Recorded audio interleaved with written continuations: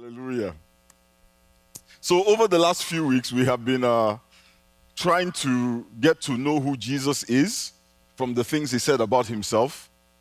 Last week, we started to talk about what he said about us, and we're going to continue that today, looking at who we are in Christ. We have to know who we are in Christ. We have to know how God sees us, because that is the basis of his interaction with us. Amen? We can interact with him anyhow we like, but God only interacts with us on the basis of how he sees us. And if we are not in alignment with him, we can never become like him. When we're not in alignment with him, we cannot fully receive all the blessings that are contained or that are promised in that relationship. And it is critical that we see ourselves the way God sees us. Because listen, God will not change his position or his perspective to line up with you. Amen? We are the ones that have to change and line up with his perspective. You know what the Bible says? The Bible says, let this mind be in you, which was in Christ Jesus. It goes on to say that Jesus Christ did not consider it a robbery or inappropriate to be called equal with God. But yet he took upon the form of a man and made himself of no reputation. But the point there is, let this mind be in you. Concerning yourself, let the mind of Christ be in you. Concerning who you are, let the mind of Christ, let it be the mind that is operating in you. When you look in the mirror, see yourself as Christ says you are. Amen? And the reason why that is important is that is the only way you are going to fulfill the call of God upon your life. Let this mind be in you. Take on the mind of Christ. Adopt the mind of God. The Bible says, do not be conformed to the world, but be transformed by the renewing of your mind, that you may know what the will of God is. That you may know what the will of God is. If I had $1 for the number of people who have said, PF, what is the will of God? How can I know the will of God? Start to see yourself the way God sees you. Amen? It is the first step in knowing what God's will is for your life. If you don't know the will of God for your life, how can you think like God? How can you achieve it? Hallelujah. Let's turn our Bibles to the book of Romans chapter 8. Or rather, let's read Romans chapter 8 since it's on the screen.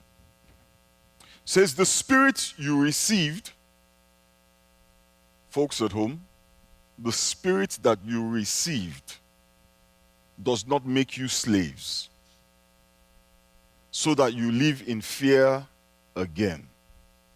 The Spirit that you received does not make you a slave, so that you live in fear again. The children of God are not supposed to be living in fear.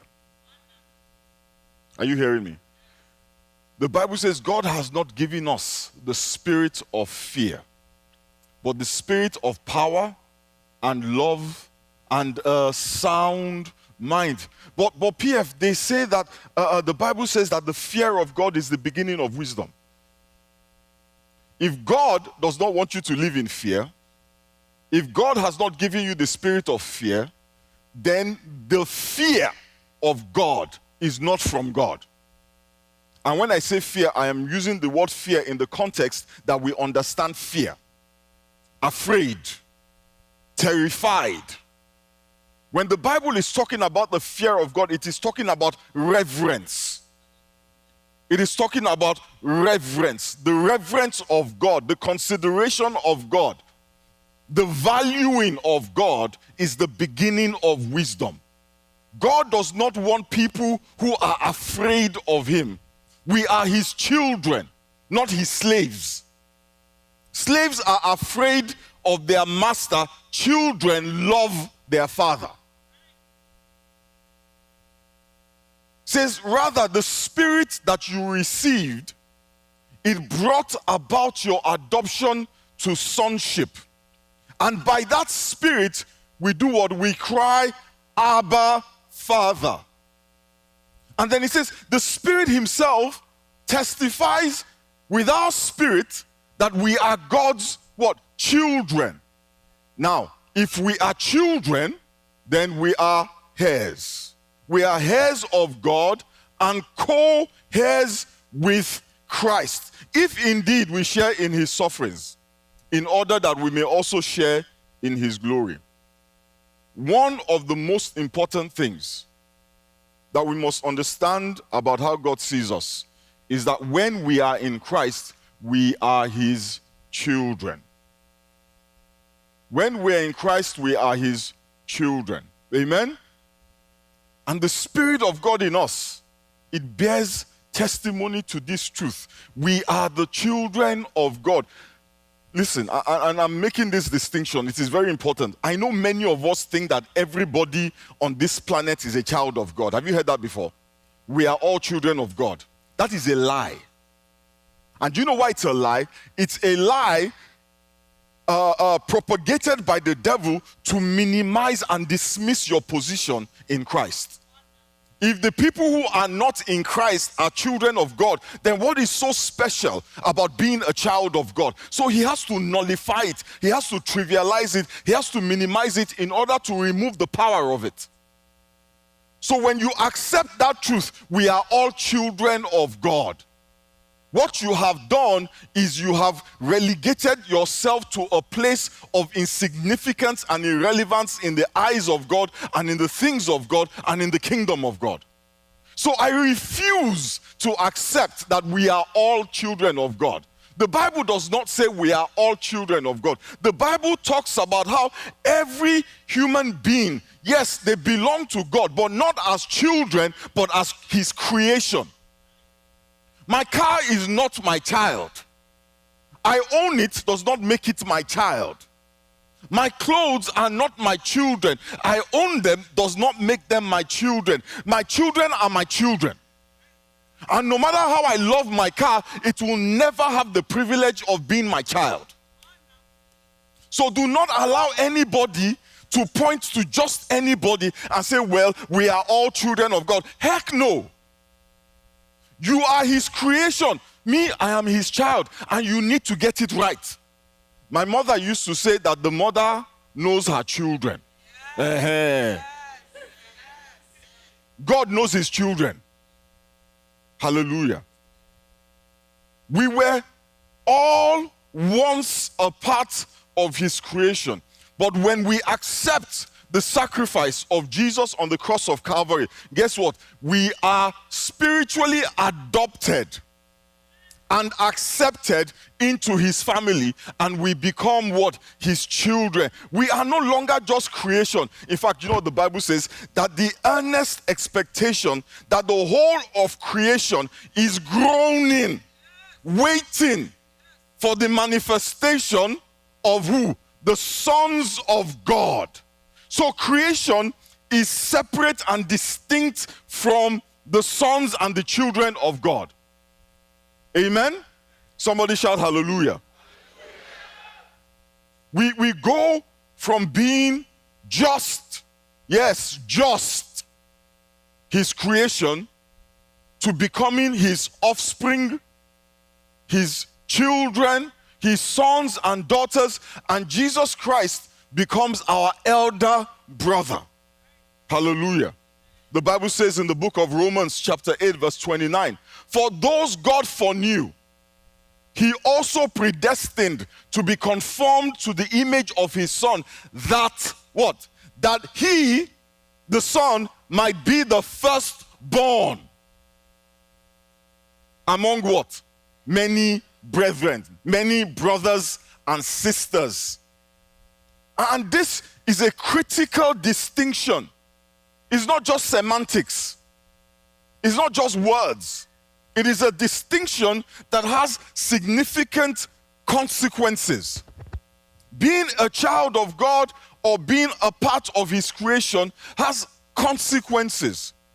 I don't know about you guys, but I feel it is really cool to be able to say that God is my Father. Amen. I am not just something He made, He is my Father.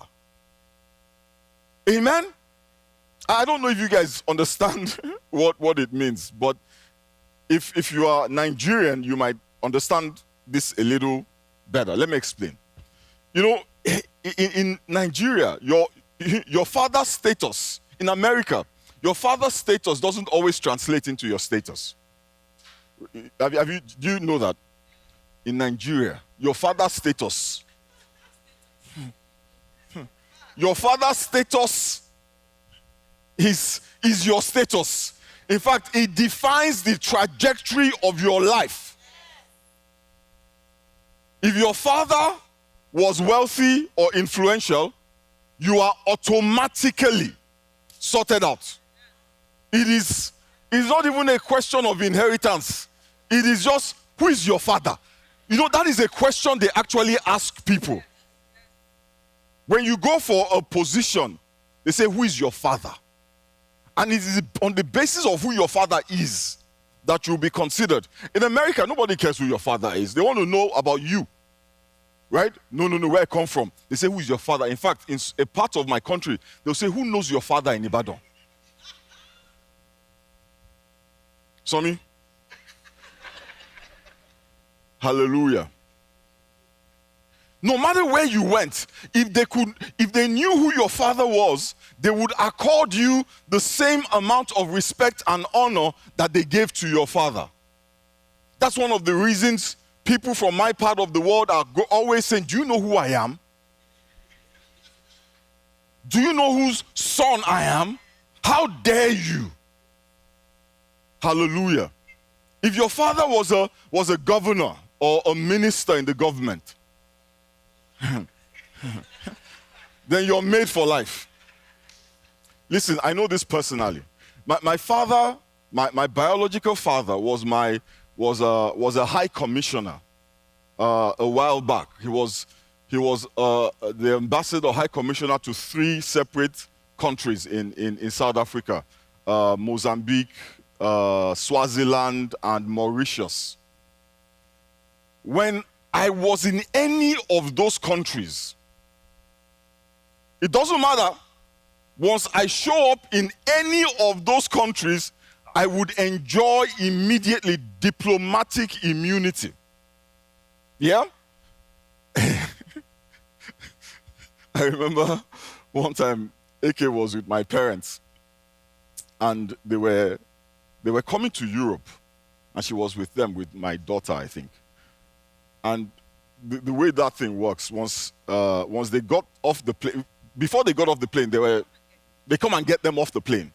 So they came and they got my father, my mother, and they got AK and my daughter off the plane in England. And they go through this special door. They don't go through where everybody goes through, you know. And AK is with them.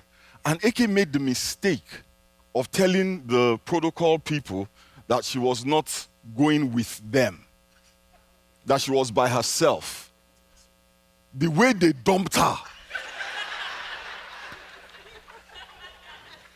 And unfortunately, the way those things work, my parents are being hustled, so they didn't even realize that AK had been left behind with a baby, with a pram, and a bunch of hard luggage, and that was it. Where did they go? She doesn't know. She was crying. Hallelujah.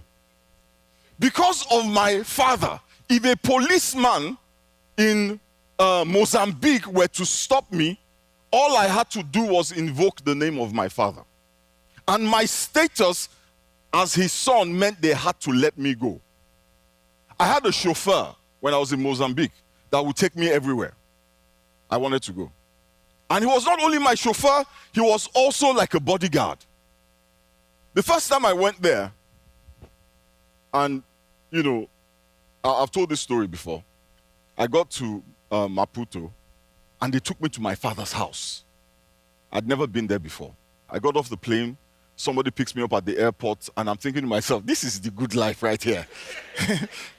And they drove me to the residence. And I came out of the car and I looked at this house. I said, oh my God, this is my father's house. Then I entered the house. My mouth said, this is my father's house. It was time to take a shower. I took off all my clothes, left them on the floor, went into the shower, planning that I will come back, take off my clothes. Somebody had come and packed everything. When I would see those clothes again, they were washed, ironed, pressed. I was like, this is nice. I can live like this. I literally did nothing. I remember one time I wanted to go grocery shopping because I was bored. Let's just go and get groceries. So they take you in this car, right? And the car has an escort. I go into the grocery store and I turn around and I see this grown man pushing the cart for me. And I'm like, boss, I got this. Say, no. You are the son of the ambassador. So I'm picking up stuff and he's pushing it around for me. When we get to the checkout, he stands there and he waits. And I'm thinking to myself, what kind of rubbish is this? I paid for the things, he took them, and he loaded the car with them. I said, this life is sweet. What did I do to earn that? What did I do to deserve that level of treatment? I just had to be my father's son. That's all. So, I could go on and on and on about the benefits of being the son of an ambassador. You know, I tell folks that I never went to the American embassy one time. I was in my house, my father's house. Because in my house, when I'm in my house, it's Femi. And at best, Pastor Femi. But in my father's house, ask AK, the protocol officers came and collected all our passports. Myself, AK, Dara, and Damisire. And when they brought the passports back, about a week later, there was a 10-year visa to come to America, a 5-year visa to go to the United Kingdom, and a bunch of visas to go to Europe.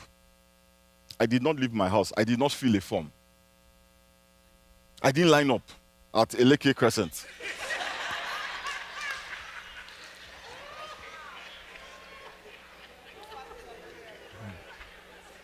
Now that is the son of an ambassador. Imagine if my father was the president. Now, imagine if your father is God.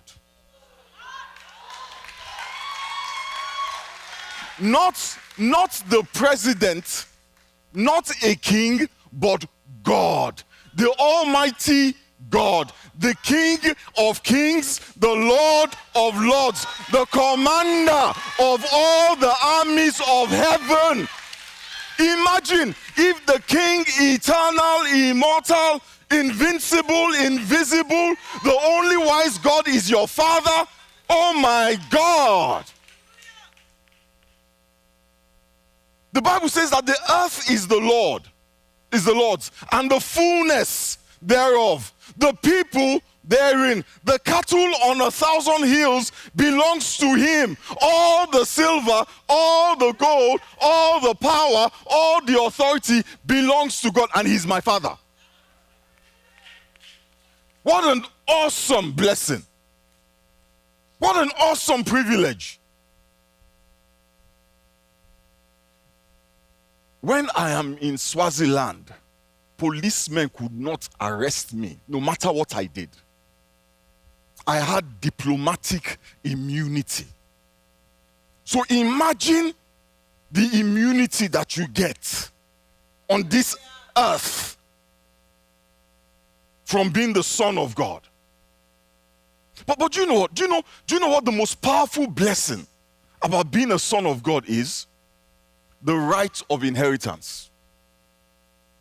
The right of inheritance.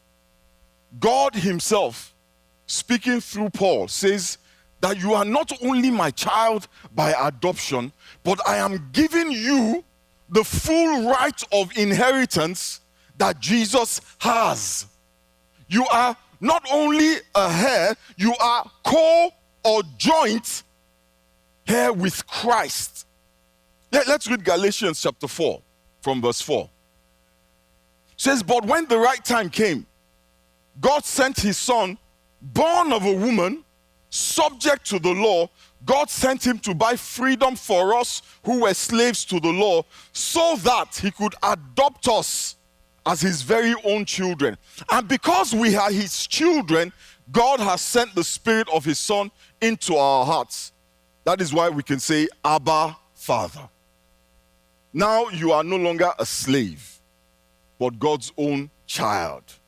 And since you are his child, God has made you what?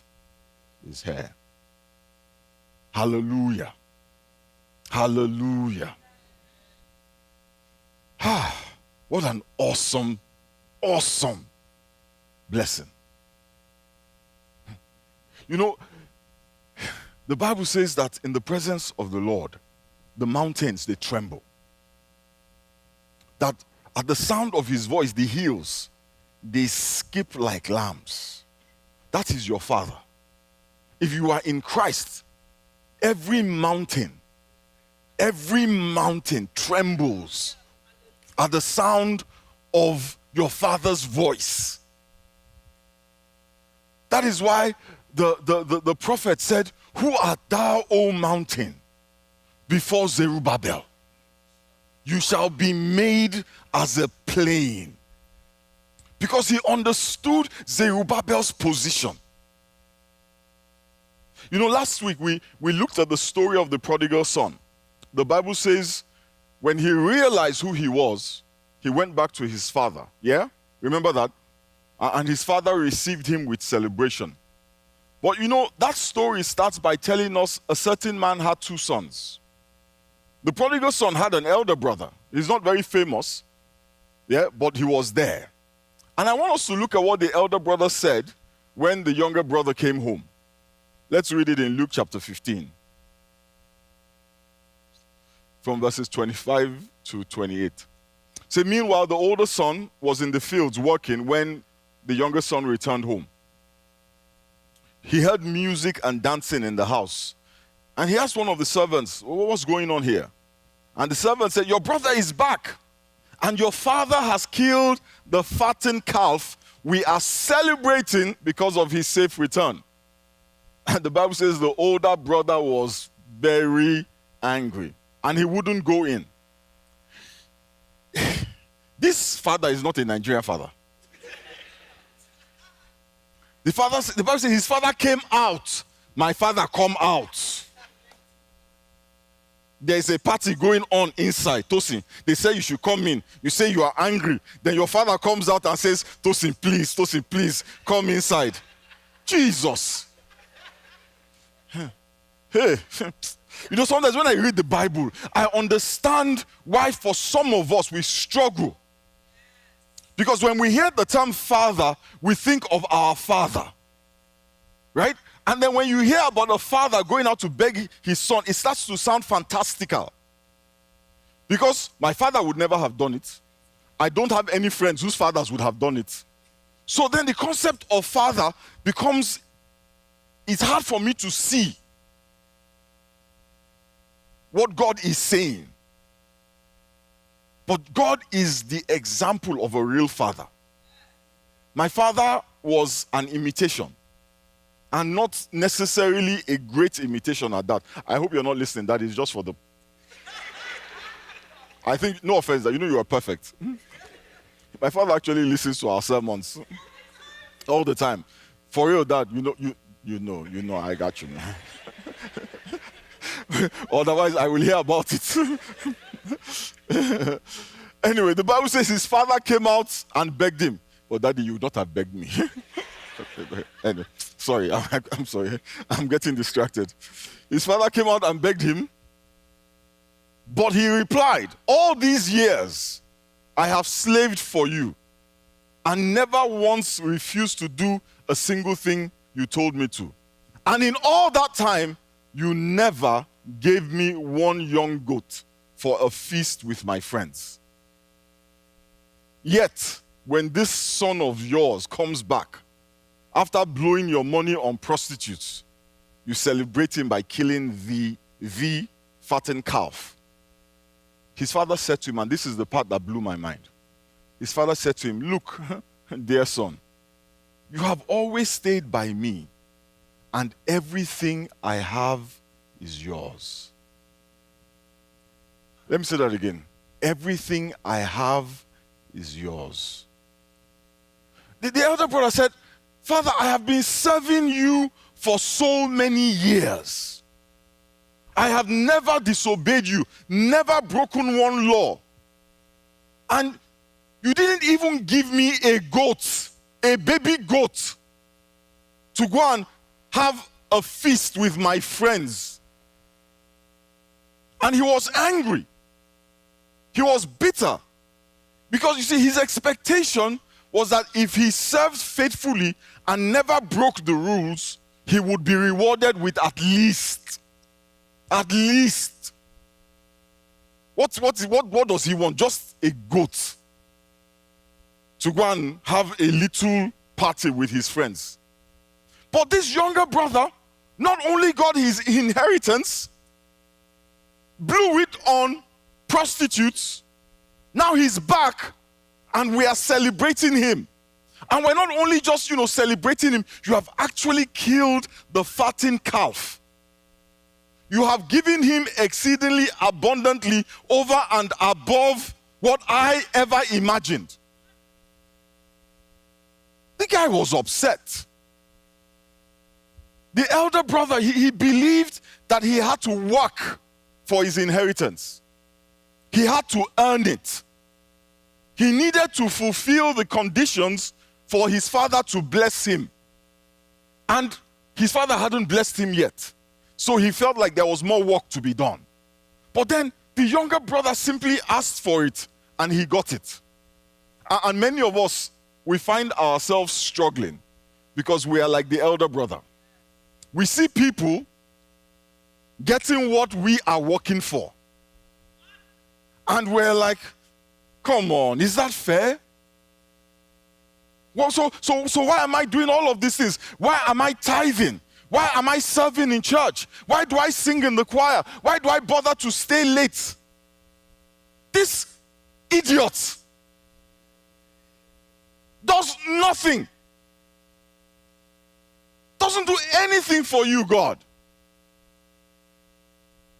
Doesn't come to church.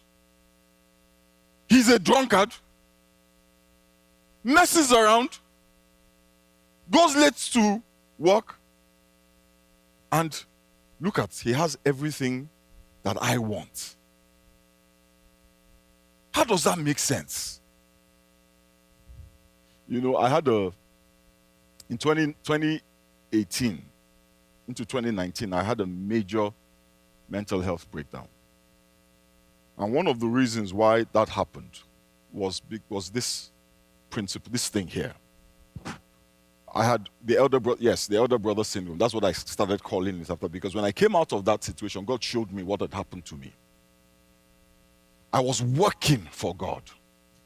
I was serving God, not loving him. And the more I served him, the more I expected him to bless me as a consequence of my service. And I was patient to wait for my blessing, as long as I wasn't seeing the people who were not serving him as well as I was with those blessings that I wanted. Does that make sense? Because you see, when you see somebody with what you are working for, you start to question yourself. You start to question your relationship with God. You start to question God. There was something I was waiting for, and still in some ways waiting for. I'd been waiting for it for a long time. And somebody shows up with that thing that I'd been waiting for. And I was happy for them, but it was hard. Because I knew where this person was coming from. And you know the interesting thing? They got this thing that we were both waiting for by what one could say fraudulent means. They lied. In fact, they lied that they were doing what I am doing. And they got it. I was telling the truth about what I am doing. They said I was lying. I kid you not. I kid you not. They said I was lying. They were lying about it.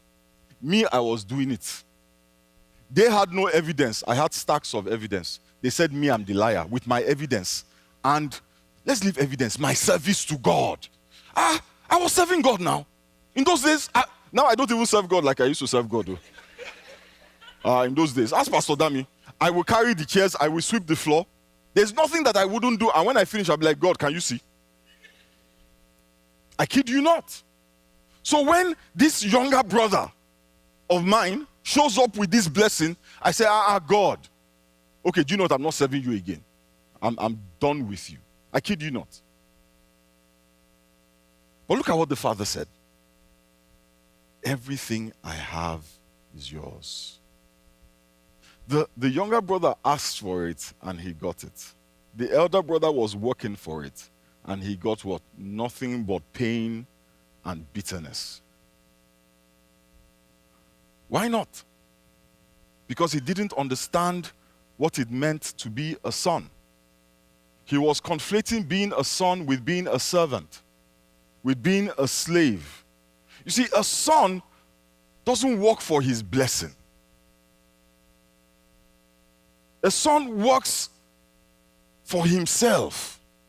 Everything he does for his father, he is doing for himself because he understands that everything the father owns belongs to him. So he's not waiting for a reward. He asks and he receives what he wants or what he needs. My time is gone, but I'm going to quickly show you another aspect of our family tree.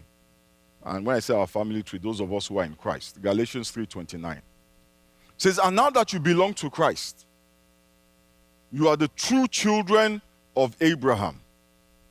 You are his heirs, and God's promise to Abraham belongs to you. So you are heirs of God, and you are also heirs of Abraham. Now, if you go back to the book of Genesis, you'll see that God spoke with Abraham on many occasions, yeah? And in those conversations, he made several promises to Abraham, and we can summarize all of them in 3 words. Number 1, a promise of land and property. Number 2, a promise of seed, of descendants, and abundance of them. And number 3, he promised to bless Abraham. He said, with blessing, I will bless you. And through you, the nations of the earth will be blessed. Anybody who blesses you will be blessed, and anybody who curses you will be cursed. Those are God's promises to Abraham. Land, anywhere that the soles of your feet shall tread upon. Descendants shall be as the stars in the sky and the sand of the earth. Blessing, with blessing I will bless you. Amen? There's a lot to unpack in those 3 things, but the last one, very briefly. Hebrews chapter 6 verse 14 says, I will certainly bless you. That is what God said to Abraham.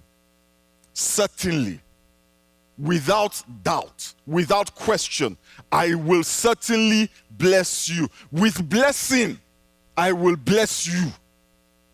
And I will multiply your descendants beyond number. So what does that mean to you today if you are a descendant of Abraham, if you are the heir of Abraham? In every situation that you see yourself in, that you do not see as a blessing, it doesn't matter if everybody around you is telling you, it's a blessing in disguise. I don't like blessings in disguise. I want my blessing to be clear. Why is the blessing disguising? No need for disguise. Come out and be plain. Are you a blessing or are you not a blessing? If you are not a blessing, come and be going. Is anybody with me? If you are with me, shout hallelujah, please. If it is not a blessing, if the situation you are in is not a blessing, then you need to go back to your father and say to him, you promised that with blessing you will bless me. You said in your word you will certainly bless me. But you said it to Abraham and I inherit those promises. So you are saying it to me. And Father, this does not look like a blessing. This marriage is not a blessing. This job is not a blessing. This is strife. This is striving. There's no blessing here. I'm not sleeping. My blood pressure is going up. Before the paycheck come, I've spent it. This is not a blessing. Let God come and tell you himself that your high blood pressure is a blessing. Is God going to tell you that? I want to bless you by giving you high blood pressure. That's the devil. That is what? One of the promises of Abraham to Abraham was that Abraham will be fruitful. It says you will multiply, your descendants shall be numerous. Listen, it's math. 1 plus 0, there's no multiplication there. 1 plus 0 is what? 1. 1 plus 1 what? 2. To multiply requires 1 plus 1. You need another person to multiply. So if you are single, for example, single and searching. There are single people who are not searching. Okay. Because when I was single, I was searching. I was searching. If you are single and searching, you can go to God and say, the promise you made to Abraham, the promise you have made to me is that I will be fruitful. How is that going to happen? By myself. These things belong to us as a descendant of Abraham. Matthew 15:22, I'm going to read this. Canaanite woman from the vicinity came to him saying, Lord, Son of David, have mercy on me. My daughter is demon possessed. My daughter, not her, is demon possessed and suffering terribly. And Jesus did not answer her a word. So his disciples came to him and urged him, saying, send her away, for she keeps crying out after us. So he said to them, I was sent only to the lost sheep of Israel. Listen to this. The woman came and knelt before him, and look at what she said. Lord, help me. And he replied, verse 26, it is not right to take what? The children's bread and toss it to what? Dogs. The woman wanted deliverance for her child, wanted healing for her child. Jesus Christ says that healing, that deliverance that she wanted, that is the children's bread. Forget about that woman. Forget about, remember what Jesus Christ said, that is the children's bread. You know what that means? That if you are a child of God, your bread is the healing and deliverance of your children. Do you guys get the point I'm trying to make here? Some things belong to you as a descendant of Abraham, as a child of God. If you understand it, if you get it, then the way that you approach God about these things will change. We are a new creature, and this new creature is a descendant of Abraham, a joint heir of all the promises God made to Abraham. They belong to you. The Bible says in Obadiah that upon Mount Zion there shall be deliverance and holiness, and the house of Jacob, the children of Jacob, shall possess their possessions. In Christ, we are the house of Jacob. In Christ, we are meeting with God at Mount Zion. In Christ, healing is our possession. Deliverance is our possession. Peace is our possession.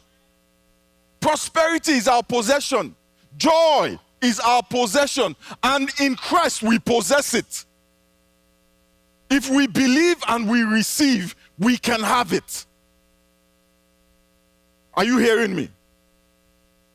So who are you? Who are you? Who are you? Are you the elder brother who doesn't understand that everything the Father has is already his? Or will you join me today and possess your possessions? It's up to you. Let us bow our heads and pray.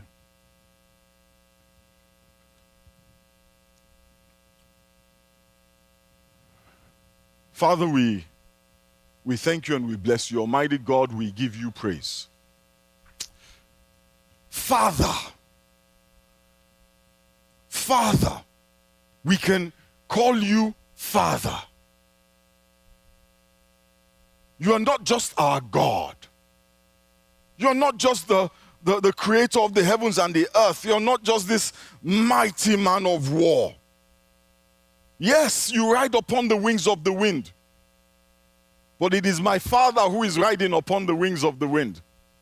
It is my Father who commands the armies of heaven. It is my Father that promotes. When my Father opens a door, nobody can close it. And when my Father closes a door, nobody can open it.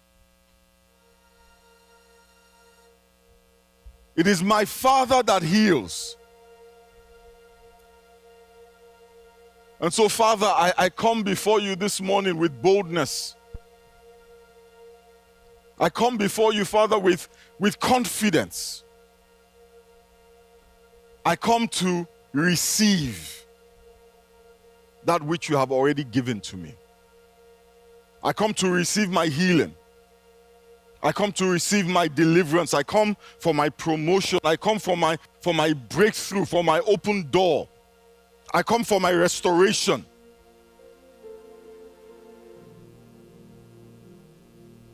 And I thank you. I thank you for my adoption into your family. I thank you for my adoption into the family of God.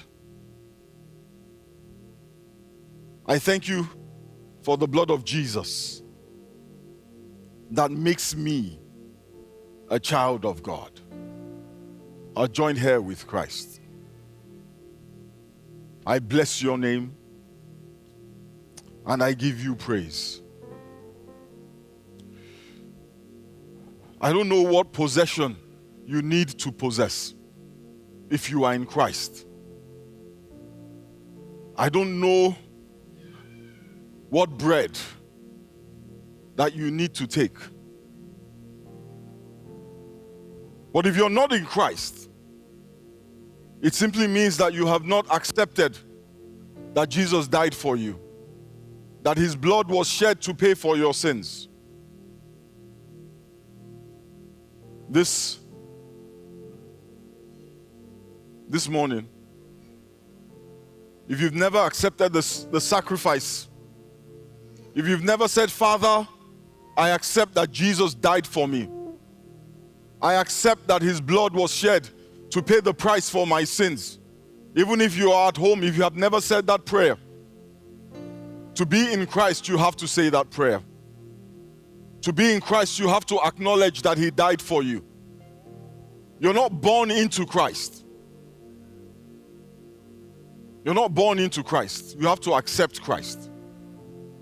So please, wherever it is you are, you can say that prayer with me. You can say, Father, I accept that Jesus died for me.